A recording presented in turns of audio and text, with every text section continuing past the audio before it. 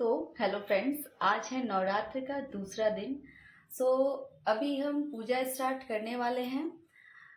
आप सभी को नवरात्रि की दूसरे दिन की बहुत बहुत बधाई हो और माता रानी आप लोगों के ऊपर कृपा ऐसे ही बनाए रखे। ना फूल वूल सब था, सब हम हटा दिए माता रानी के पास से। अब हम लोग जो भी फूल और जो प्रसाद है वो फिर से हम माता रानी को अर्पित करते हैं और उसके बाद पूजा स्टार्ट करते हैं। या देवी सर्वभूतेषु क्षुद्धारूपेण संस्थिता नमस्तस्यै नमस्तस्यै नमस्तस्यै नमो नमः। या देवी सर्वभूतेषु तृष्णारूपेण संस्थिता नमः नमस् या देवी सर्वभूतेषु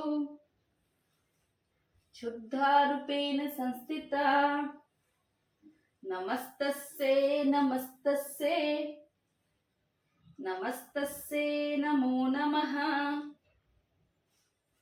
या देवी सर्वभूतेषु तृष्णारूपेण संस्थिता नमस्तस्यै नमस्तस्यै तस्यै नमो नमः। तस्यै नमो नमः। या देवी तृष्णारूपेण संस्थिता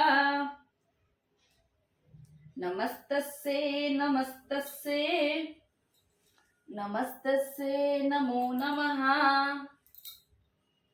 या देवी सर्वभूतेषु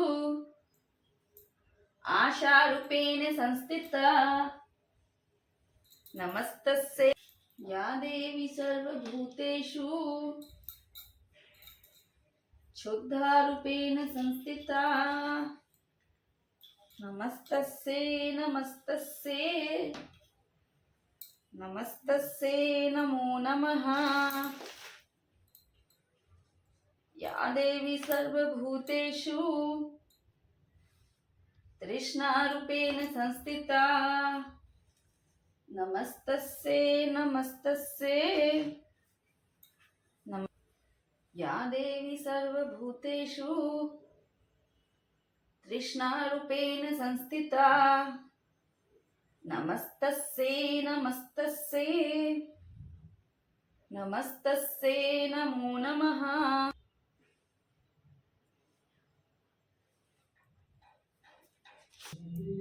द्वितीय अध्याय। विनियोग मध्य चरित्र के विष्णु ऋषि महालक्ष्मी देवता उष्ण छंद और शाकंभरी शक्ति दुर्गा बीज वायु तत्व और यजुर्वेद स्वरूप है। श्री महालक्ष्मी की प्रसन्नता के लिए मध्यम चरित्र के पाठ में इसका विनियोग है। मैं कमल के आसन पर बैठी हुई प्रसन्न मुख वाली महिषासुर मर्दानी भगवती महालक्ष्मी का भजन करती हूँ, जो अपने हाथों में अक्षमाला और फारसा गदा बाण वज्र पद धनुष कंडिका दंत शक्ति खगर ढाल शंखु घंटा मधुपात्र शूल पास और चक्र धारण करती हैं। देवताओं के तेज से देवी का प्रादुर्भाव और महिषासुर की सेना का वध। ऋषि कहते हैं, पूर्व काल में देवताओं और असुरों में से पूरे 100 वर्ष तक घोर संग्राम हुआ। उसमें असुरों का स्वामी महिषासुर था और देवताओं के नायक इंद्र थे। उस युद्ध में देवताओं की सेना महाबली असुरों से परास्त हो गई थी। संपूर्ण देवताओं को जीतकर महिषासुर इंद्र बन बैठा था। तब पराजित देवता पराजित ब्रह्मा जी को आगे करके उस स्थान पर गए जहाँ भगवान शंकर और विष्णु विराजमान थे। देवताओं ने महिषासुर के पराक्रम तथा अपनी पराजय का यथावत वृत्तांत उन दोनों देवताओं से विस्तार पूर्वक कह सुनाया। वे बोले, भगवान महिषासुर सूर्य इंद्र अग्नि वायु चंद्रमा यम वरुण तथा अन्य देवताओं के भी अधिकार छीनकर स्वयं ही सबका आधिपत्य बन बैठा है। उस दुरात्मा महिष ने समस्त देवताओं को स्वर्ग से निकाल दिया है। अब वे मनुष्यों की भांति पृथ्वी पर विचरते हैं। देवताओं की यह सारी करतूत हमने आप लोगों से कह सुनाई है। अब हम आपकी ही शरण में आए हैं, उसके वध का कोई उपाय सोचिए। इस प्रकार देवताओं को वचन सुनकर भगवान विष्णु और शिव ने दैत्यों पर बड़ा क्रोध किया। उनकी बाहें तन गईं और मुंह टेढ़ा हो गया। तब अत्यंत कोप में भरे हुए चक्रपाणी श्री विष्णु मुख से एक महान तेज प्रकट हुआ। इसी प्रकार ब्रह्म, शंकर तथा इंद्र आदि अनन्याय देवताओं के शरीर से भी बड़ा भारी तेज निकला। यह सब मिलकर एक हो गया और महान तेज का यह पुंज ज्वालन पर्वत सा जान पड़ा। देवताओं ने देखा, वहां उसकी ज्वालाएं संपूर्ण दिशाओं में व्याप्त हो रही है। संपूर्ण देवताओं के शरीर में प्रकट हुए उस तेज की कहीं तुलना नहीं है। एकत्रित होने पर वह एक नारी के रूप में परिणित हो गया है और अपने प्रकाश से तीनों लोकों में व्याप्त जान पड़ रहा है। भगवान शंकर का तेज था जो उसने उस देवी का मुख प्रकट हुआ। यमराज के तेज से उसके सिर में बाल निकल आए और श्री विष्णु भगवान तेज से उसकी भुजाएं उत्पन्न हुई। चंद्रमा के तेज से दोनों स्तनों का और इंद्र के तेज से मध्य भाग का प्रादुर्भाव हुआ। वरुण के तेज से जंघा और पिंडली तथा पृथ्वी के तेज से नितंब भाग प्रकट हुआ। ब्रह्मा के तेज से दोनों चरण और सूर्य के तेज से उसकी उंगलियां और वसुओं के तेज से हाथों की उंगलियां और कुबेर के तेज से नासिका प्रकट हुई। उस देवी के दांत प्रजापति के तेज से तीनों अग्नि के तेज से प्रकट हुए। उसकी भौहें संध्या के और कान वायु के तेज उत्पन्न हुए। इसी प्रकार अनन्याय देवताओं तेज से भी उनका कल्याणमयी देवी का आविर्भाव हुआ। तदंतर समस्त देवताओं के तेज पुंज से प्रकट हुई देवी देखकर महिषासुर के सताए हुए देवता बहुत प्रसन्न हुए। पिनाकधारी भगवान शंकर ने अपने सूल का एक सूल निकालकर उन्हें दिया और फिर भगवान विष्णु ने भी अपने चक्र से चक्र उत्पन्न करके भगवती को अर्पण किया। वरुण ने भी शंख भेंट किया, अग्नि ने उन्हें शक्ति दी और वायु ने धनुष तथा बाण से भरे हुए 2 तरकस प्रदान किए। सहस्त्र नेत्रों वाले देवराज इंद्र ने अपने वज्र से वज्र उत्पन्न किया और ऐरावत हाथी ने से उतारकर एक घंटा प्रदान किया। यमराज ने कालदंड से दंड और वरुण ने पास और प्रजापति ने स्फटिक कांच की माला, ब्रह्मा जी ने कमलंडू भेंट किया। सूर्य ने देवी के समस्त रोमकूपों में अपनी किरणों की तेज भर दिया। काल ने उन्हें चमकती हुई ढाल और तलवार दी। क्षीर सिंधु ने उज्जवल हार तथा कभी न जीर्ण होने वाली 2 दिव्य वस्त्र भेंट किए। साथ ही उन्होंने दिव्य चूड़मणि तथा 2 कुंडल पुड़े, उज्ज्वल अर्धचंद्र तथा बाहुओं के लिए केवल दोनों चरणों के लिए निर्मल नुपुर, गले की सुंदर हंसुली और सब उंगलियों में पहनने के लिए रत्नों की बनी हुई अंगूठियां भी दी। विश्वकर्मा ने उन्हें अत्यंत निर्मल फरसा भेंट किया तथा साथ ही उनके अनेक प्रकार के वस्त्र और अभेद कवच दिए। इनके सिवा मस्तक और वक्ष स्थल पर धारण करने के लिए कभी न कुम्हलाने वाली कमलों की माला दी। जल्द ही ने उन्हें सुंदर कमल का भेंट किया। हिमालय ने सवारी के लिए सिंह तथा भांति भांति के रत्न समर्पित किए। प्रभा तीनों लोकों को प्रकाशित कर रही थी। उनके चरणों के भार से पृथ्वी दबी जा रही थी। माथे के मुकुट से आकाश में रेखा खींची जा रही थी और वे धनुष की टंकार से 7 पतालों में क्षुब्ध किए देती थी।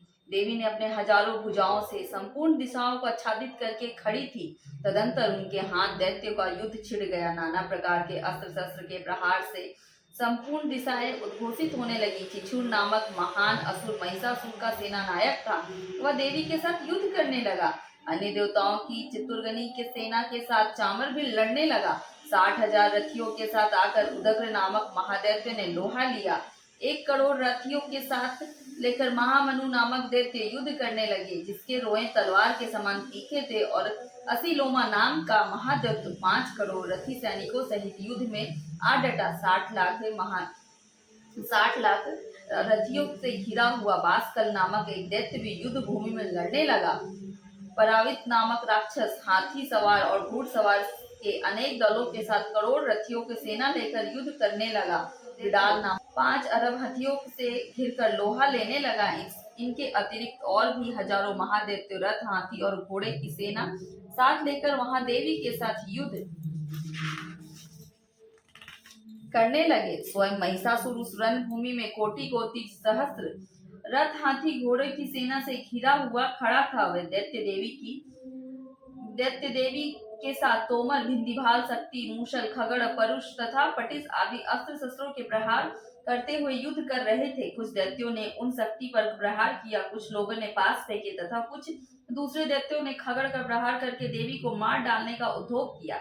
देवी ने भी क्रोध में भरकर खेल खेल में ही अपने अस्त्र शस्त्रों की वर्षा करके दैत्यों का समस्त अस्त्र शस्त्र काट डाले। और ऋषि उनकी स्तुति करते थे और भगवती परमेश्वरी दैत्यों के शरीर पर अस्त्र शस्त्रों की वर्षा करती रही। देवी का वाहन सिंह भी क्रोध में भरकर गंदर की बालों को हिलाता हुआ असुरों की सेना में इस प्रकार विचरने लगा, मानो वनों में दाव नाल फैल रहा हो। रणभूमि में दैत्यों के साथ युद्ध करती हुई अंबिका देवी ने जितने निश्वास छोड़े वे सभी तत्काल सैकड़ों हजारों गणों के रूप में प्रकट हो गए और परशु, भिंदीभाल, खगड़ तथा पटिस आदि अस्त्रों द्वारा असुरों का सामना करने लगे। देवी की शक्ति से बढ़े हुए वो गण असुरों का पास करते हुए नागड़ा और शंख आदि बाजे बजने लगे। उस संग्राम महोत्सव में कितने ही मृदंग बज रहे थे। तदंतर देवी ने त्रिशूल से, गदा से, शक्ति की वर्षा से, खगड़ आदि से सैकड़ों महादैत्यों का संहार कर डाला। कितनों को घंटे के भयंकर नाद से मूर्छित करके मार गिराया। बहुतरे दैत्यों को पाश में बांधकर धरती में खसी वहां दैत्यों के शरीर से मानो प्राण चुन लेता। वहां के गणों ने भी उन्हें महादैत्यों के साथ ऐसा युद्ध किया जिससे आकाश में खड़े हुए देवतागण उन पर बहुत संतुष्ट हुए और फूल बरसाने लगे। इस प्रकार श्री मार्कंडे पुराण में मनवंतरी कथा के अंतर्गत देवी महात्माएं महिषासुर की सेना का वध नामक दूसरा अध्याय पूरा हुआ। क्षमा याचना। माँ, मैं ना मंत्र जानती हूँ ना यंत्र जानती हूँ। अहो, मुझे स्तुति का भी ज्ञान नहीं है, ना आवाहन का पता है, ना ध्यान का, स्रोत और कथा की भी जानकारी नहीं है। ना तो तुम्हारी मुद्राएं जानती हो, ना मुझे व्याकुल होकर विलाप करना आता है। परंतु एक बात जानती हूँ, केवल तुम्हारा अनुसरण, तुम्हारे पीछे चलना, जो कि सब कलेशों को, समस्त दुख विपत्तियों को हर लेने वाला होता है। सबका उद्धार करने वाली कल्याणमयी माता, मैं पूजा की विधि नहीं जानती। मेरे पास धन का भी अभाव है। मैं स्वभाव से भी आलसी हूँ। मुझे ठीक ठाक पूजा का संपादन भी नहीं हो सकता है। इन सब कारणों से तुम्हारे चरणों की सेवा में जो त्रुटि हो गई हो उसे क्षमा करे माँ। कुपुत्र का होना संभव है माँ, किंतु कुमाता का होना संभव नहीं। माँ, इस पृथ्वी तो पर तुम्हारे सीधे साधे पुत्र तो बहुत से होंगे, किंतु मैं सबसे चंचल और अत्यंत चालाक बालिका हूँ। मेरे जैसे चंचल कोई विरला ही होगी। सिवे मेरा यह त्याग हुआ है, यह तुम्हारे लिए कदापि उचित नहीं है, क्योंकि संसार में कुपुत्र का होना संभव है माँ, कुमाता का होना संभव नहीं। कहीं भी तुम कुमाता का होना संभव नहीं। जगदम्बे माते, मैंने तुम्हारे चरणों की सेवा में कभी कमी नहीं की। देवी, तुम्हें अधिक धन भी अर्पित नहीं किया, तथापि मुझ जैसे अधमर जो आज तुम्हें अनुपम स्नेह करती है, इसका कारण यही है कि संसार में कुपुत्र का होना संभव है माँ, कुमाता का होना संभव नहीं। गणेश जी को जन्म देने वाली माता पार्वती अन्य देवताओं की आराधना करते समय मुझे नाना प्रकार की सेवाओं में व्यग्र रहना पड़ता है, इसलिए मैं तुम्हारी सेवा नहीं कर पाती हूँ। अब उनकी पूजा मुझसे नहीं हो पाती, कुछ सहायता मिलने की आशा नहीं है। इस समय यदि तुम्हारी कृपा नहीं होगी माँ, तो मैं अविलंब रहित होकर किसकी शरण में जाऊंगी। माता अर्पणा, तुम्हारे मंत्र के एक अक्षर भी कान में पड़ जाए तो उसका फल यह होता है कि मूर्ख चांडाल भी मधुपाक के समान मधुर वाणी का उच्चारण करने वाला वक्ता हो जाता है। दीन मनुष्य भी करोड़ों स्वर्ण मुद्राओं से संपन्न हो चीर काल तक निर्भय विहार करता रहता है। जब मंत्र के एक अक्षर के श्रवण का ऐसा फल होता है, तो जो लोग विधि पूर्वक तुम्हारे जाप में लगते हैं माँ, उनके जप से प्राप्त होने वाले उत्तम फल कैसा होगा, इसको कौन मनुष्य जान सकता है। भवानी, अपने अंगों की चिता की राख भभूत लपेटे रहते हैं, जिनका विष भी भोजन है, और दिगंबरधारी नग्न रहने वाले, मस्तक पर जटा और कंठ में नागराज वासुकी को हार के रूप में धारण करते हैं, तथा जिनके हाथ में कपाल शोभा पाता है, ऐसे भूतनाथ पशुपति जो भी एकमात्र जगदीश की पदवी धारण करते हैं, इसका क्या कारण है, यह महत्व उन्हें कैसे मिला। यह केवल तुम्हारे प्राणी ग्रहण की परिपाटी का फल है। तुम्हारे साथ विवाह होने से उनका महत्व बढ़ गया। मुख में चंद्रमा की समान शोभा धारण करने वाली माँ, मुझे मोक्ष की इच्छा नहीं है, संसार के वैभव की भी अभिलाषा नहीं है, ना विज्ञान की अपेक्षा है, न सुख की आकांक्षा है। अतः तुमसे मेरी यह याचना है कि मेरा जन्म मृदानी, रुद्रानी, शिव, शिवा, भवानी इन नामों का जाप करते हुए बीते माँ। माँ श्यामा, नाना प्रकार के पूजन सामग्रियों से कभी विधि पूर्वक तुम्हारी पूजा आराधना मुझसे ना हो सकी। सदा कठोर भाव का चिंतन करने वाली मेरी ये वाणी कौन सा अपराध नहीं किया है, फिर भी तुम स्वयं ही प्रयत्न करके मुझ अनाथ पर किंचित कृपा दृष्टि करती हो माँ। यह तुम्हारे ही योग्य है। तुम्हारी जैसी दयामयी माता ही मेरे जैसे कुपुत्री को आश्रय दे सकती है। माँ दुर्गे, करुणामयी सिंधी महेश्वरी, मैं विपत्तियों में फंसकर आज जो तुम्हारा स्मरण कर रही हूँ माँ, पहले कभी नहीं किया करती थी। मेरी इस चेष्टा ना मान लेना, क्योंकि भूख प्यास से पीड़ित बालिका माता के स्मरण ही करती है। माँ जगदम्बे, मुझ पर जो तुम्हारी पूर्ण कृपा बनी हुई है, इसे आश्चर्य की कौन सी बात है। पुत्र अपराध क्यों ना करता हो, फिर भी माता उसकी उपेक्षा नहीं करती। महादेवी, मेरे समान कोई पातकी नहीं और तुम्हारे समान कोई दूसरी पापहारिणी नहीं। ऐसा जानकर जो उचित पड़े माँ, वह करो।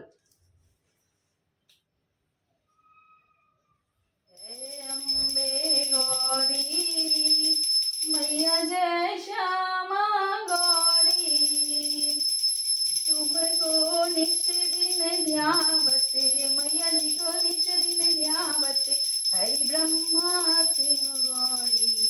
जय अम्बे गौरी, मांग सिंदूर विराजते, टीको मृग मद को, मैया टीको मृग मद को, उज्ज्वल से दो नैना, उज्ज्वल से दो नैना, चंद्र बदननी को।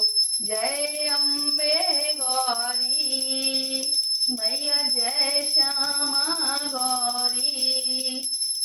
कनक समान कलेवर रक्तांबर राजे, मैया रक्तांबर राजे। रक्त पुष्प गलमाला, रक्त पुष्प गलमाला, कंठन पर साजे। जय अम्बे गौरी, मैया जय श्याम। सो फ्रेंड्स, पूरा वीडियो आप लोग देख लिए होंगे। पाठ के साथ हम आप लोगों को आरती भी दिखाए हैं। सो अभी आरती चल ही रहा था, सो हम म्यूट कर दिए हैं, क्योंकि थोड़ा सा आप लोगों से बात भी करना था। सो भगवान सबकी कामना पूरी करते हैं, सो आप लोगों की भी कामना पूरी करेंगे। और जो लोग मेरे चैनल में पहली बार आए हैं और मेरे वीडियो को पहली बार देख रहे हैं, सो उन लोग चैनल को लाइक शेयर एंड सब्सक्राइब ज़रूर करें और बेल नोटिफिकेशन को प्रेस करना ना भूलें। सो गाइज़, पूजा ऐसे ही डेली वीडियो हम कोशिश करेंगे कि आप लोगों के लिए एक वीडियो ऐसे पूजा वाला अपलोड कर दे। और अगर आप लोग चाहें तो बोलिएगा, तो हम पाठ का भी वीडियो इंक्लूड डेली कर दिया करेंगे। सो जो लोग नवरात्रि नहीं किए हैं, सो वो घर बैठे ऐसे पाठ भी सुन सकते हैं। माता रानी की तो कृपा हर एक के ऊपर ऐसे ही बनी रहती है और बनी रहेगी। सो भगवान सबको सद्बुद्धि दे। और फ्रेंड्स, यहाँ पूजा करने के बाद पंडार डाल के, क्योंकि अंतिम में पूजा का वही रहता है कि पंडार डालने के बाद हम तुलसी मैया को वहाँ आरती दिखाने के लिए चले गए थे। सो आगे आप लोगों को देखने के लिए मिलेगा। आई होप आप लोगों को ये नवरात्रि का वीडियो अच्छा लग रहा होगा। सो यहाँ मेरी आगे तुलसी मैया है और ये छोटा सा मेरा बैल्कनी है, जहाँ पे हम बहुत सारे ऐसे प्लांट्स लगा के रखे हुए हैं, जो आप लोगों के साथ जल्दी शेयर करेंगे। सो मिलते हैं नेक्स्ट वीडियो में। Thanks for watching.